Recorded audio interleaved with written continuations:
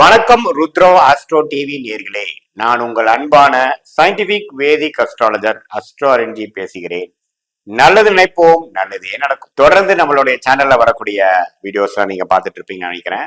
இந்த சயின்டிபிக் வேதிக் அஸ்ட்ராலஜி முறையில நம்மளுடைய ஜோதிட கருத்துக்கள் வருகிறதுங்கிறது நீங்க தெரிஞ்சுப்பீங்க. அறிவியல் சார்ந்த ஜோதிட கருத்துக்கள் எந்த விதத்திலும் மிகைப்படுத்தாமல், பரிகாரங்கள் அது மாதிரி மூட நம்பிக்கையில போகாமல், ஒரு கிரகமும் ஒரு ஜாதகத்துல இப்படி இருக்கும் பொழுது, கோச்சார அமைப்புல இப்படி இருக்கும் பொழுது எந்த கர்ம பலனை நமக்கு பிரதிபலிக்கிறது, எது மாதிரி ஒரு விஷயத்தை நமக்கு காட்டுகிறது. போன ஜென்மத்தில் செய்த பாவ புண்ணியங்கள் தகுந்த மாதிரி இந்த வாழ்க்கையை நம்ம வாழ்றோம்.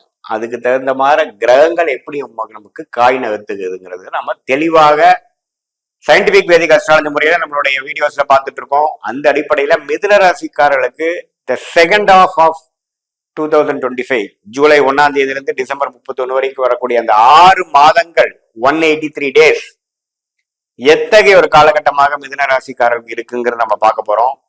அதற்கு முன்னாடி ஃபர்ஸ்ட் டைம் வரவங்க சப்ஸ்கிரைப் பண்ணுங்க. தொடர்ந்து நம்மளுடைய காணொலிகள் உங்களை அடைந்து அது மூலமாக நீங்க பலன் பெறலாம். இப்ப பாத்தீங்கன்னா மிதுன ராசிக்காரர்களுக்கு இந்த ஜூலைல இருந்து வரக்கூடிய அந்த 6 மாச காலகட்டம் எப்படி இருக்க போகுதுன்னு பார்க்கும் பொழுது, சனிப்பெயர்ச்சி, குரு பயிற்சி, ராகு கேது பயிற்சி எல்லாம் முடிந்ததுக்கு அப்புறம் தான் நம்ம இந்த ஜூலை மாதத்துக்குள்ளேயே கால் எடுத்து வைக்கிறோங்கிறதான் உண்மை. மார்ச் மாசம் இறுதியிலேயே சனி பயிற்சி முடிந்து 10ஆம் இடத்துக்கு சனி போய்விட்டார். அதாவது தொழில் ஸ்தானம் என்று சொல்லப்படுகிற உங்களுடைய கர்மஸ்தானத்துக்கு சனி போய் பல விஷயங்களை செய்ய வைக்கிறார். வயசு வித்தியாசம் இல்லாமல் செய்ய வைக்கிறார். இளைய வயதினருக்கு படிப்பு விஷயத்துல அதிகமான ஆர்வமும் உத்வேகமும் உழைப்பும் கொடுக்கிறார். இதே கொஞ்சம் நடுத்தர வயதினர், ஒரு இளம் வயதினர், 25-30 வயசு இருக்கிறவங்களுக்கு வேலை விஷயத்துல அதிகமான உழைப்பு, வருமானத்துக்காக அதிகமா உழைப்பு, வேலை நம்மளோட கரியரை எப்படி செதுக்கலாங்கிறதுக்காக ஒரு உழைப்பு, அதெல்லாம் பண்ண வைக்கிறார். அதே சமயத்துல ஒரு மிடில் ஏஜ் 35-45 இருக்கிறவங்க ஒரு விஷயத்துல இருந்து இன்னொரு விஷயம் எப்படி மாறுறது, எப்படி ப்ரொமோட் ஆகுறது, அடுத்த லெவலுக்கு எப்படி போறது, தொழில் அடுத்த லெவலுக்கு எப்படி போறது, கடன்ல இருந்து எப்படி மீள்றது அப்படிங்கிற கர்ம பலனை அப்படியே டெய்லி நாம ராத்திரி பகலாக சாட்டர்டே சண்டே எதையுமே பார்க்காம மைண்ட் ஃபுல்லா வேலை எப்படி ஜெயிக்கிறது, அலையிறது, பிசினஸ் எப்படி க்ரோ பண்றது, எப்படி வேலையில ஜெயிக்கிறது, நமக்கு கொடுத்த வேலையை எப்படி சிறப்பா செய்யறது, எப்படி இந்த வாழ்வாதாரத்தை பிரச்சனையிலிருந்து மீண்டு வர்றதுங்கிறதே அதிகமா கொடுக்கக்கூடிய ஒரு பாவம் பாத்தீங்கன்னா 10ஆம் பாவத்துல சனி வருவது. மிதுன ராசிக்காரங்க அதிகமா உழைக்க வேண்டிய ஒரு காலகட்டத்துக்குள்ள என்டர் ஆயிட்டீங்க. அது நீங்க இப்பவே ரியலைஸ் பண்ணுவீங்க. கடந்த 2023-24 ஏனோதானன்றதோட இந்த தர அதிகமா உழைக்க வேண்டியது இருக்கும். அதுதான் பிற்காலத்துல மிகப்பெரிய ஒரு குரோத்தாவும் மிகப்பெரிய ஒரு சாதனையாளராகவும் உங்களை வரக்கூடிய உங்களை உருவாக்கக்கூடிய ஒரு காலகட்டமாக அமைகிறதுங்க. அது நீங்க மறந்துடக்கூடாது. ராகு 9ஆம் இடத்திலும் கேது 3ஆம் இடத்திலும் குரு பார்வை பெறுகிறார் ராகு. இது பாத்தீங்கன்னா உங்க அப்பா விஷயங்கள்ல சில பிரச்சனைகள் வந்தாலும் அது மூலமாக சில பிரச்சனைகள் சால்வ் ஆகும். இளைய சகோதரருக்கும் சில பிரச்சனைகள் சால்வ் ஆகும். இதெல்லாம் ஒரு பொது பலன் தான் ஒழிய உங்களுடைய மெயினான விஷயம் பாத்தீங்கன்னா நம்ம அதிலே சொன்ன மாதிரி வேலை அது மாதிரி விஷயங்கள். அப்புறம் லக்னத்திலேயே அதாவது ராசியிலேயே குரு வருவதனால இதுவரை விரயங்களும் ஏனோதானனும் டிராவலிங் அலைச்சல்கள் தேவையற்ற சில விஷயங்கள் இதெல்லாம் செய்ததெல்லாம் கொஞ்சம் அடங்கி நீத்து போய் இப்ப பாத்தீங்கன்னா உங்களுக்கு மைண்டுக்கு நீங்க என்ன செய்யணும், நீங்க என்ன பண்ணி நீங்க வாழ்க்கையில ஜெயிக்கணும், உங்களோட கிளாரிட்டி என்ன, நீங்க உங்களோட குறிக்கோள் என்ன, நம்ம இது வரைக்கும் என்னென்ன தவறுகள் செய்தோம் எல்லாமே பல் போட்டு எரிய வைக்கக்கூடிய ஒரு அமைப்பு தான் குரு ராசிக்குள்ள வருவது. சில பேர் குரு ராசிக்குள்ள வந்தா பிரச்சனை அது இதுன்னு சொல்லுவாங்க. அதெல்லாம் ஒண்ணும் இல்லை. நீங்க இப்ப தெளிவாயிட்டீங்க. குறிப்பா கடந்த ஒரு மாசம் மே மாதம் மிடில் இருந்து தெளிவு குடிக்குது. எதுல தப்பு பண்ணிட்டோம், எப்படி இம்ப்ரூவ் பண்ணலாம், எந்த விஷயத்துல நாம ஜெயிக்கலாம், எதை நாம தப்பா பார்க்காம விட்டுட்டோம். மாணவர்களுக்கும் பாத்தீங்கன்னா இன்னும் கொஞ்சம் நல்ல இம்ப்ரூவ்மெண்ட், மெமரி பவர், எது எப்படி போய் எப்படி ஜெயிக்கிறது, நம்ம இந்த விஷயத்தை அடையறதுக்கு நம்ம எப்படின்னா படிக்கணும், எங்க போய் படிக்கணும், காம்படிட்டிவ் எக்ஸாம்ஸ் கிளியர் பண்றவங்களுக்கு ஒரு கிளாரிட்டி, ஹையர் ஸ்டடிஸ் போறவங்களுக்கு ஒரு கிளாரிட்டி, விசாக்காக எதிர்பார்த்து வெளிநாடு போறவங்களுக்கு ஒரு அமைப்பு, அதில் எப்படி பிளான் பண்ணி எந்த யூனிவர்சிட்டி அப்ளை பண்ணணும், அதெல்லாம் ஒரு நல்ல அமைப்பு. அது எல்லாமே கொடுக்கக்கூடிய ஒரு அற்புதமான ஒரு செகண்ட் ஹாஃப் ஆஃப் 2025 நம்ம போயிட்டோம் அப்படிங்கிறது நீங்க மறந்துடக்கூடாது. அதே சமயத்துல திருமணம் ஆகாம தடைகளா இருக்கிறவங்களுக்கு டக்குன்னு ஒரு நல்ல வரன் அமையிறது, பங்குதாரர்கள் கிடைக்காம கஷ்டப்படுறவங்களுக்கு ஒரு நல்ல ஒரு கூட்டாளி கிடைக்கிறது.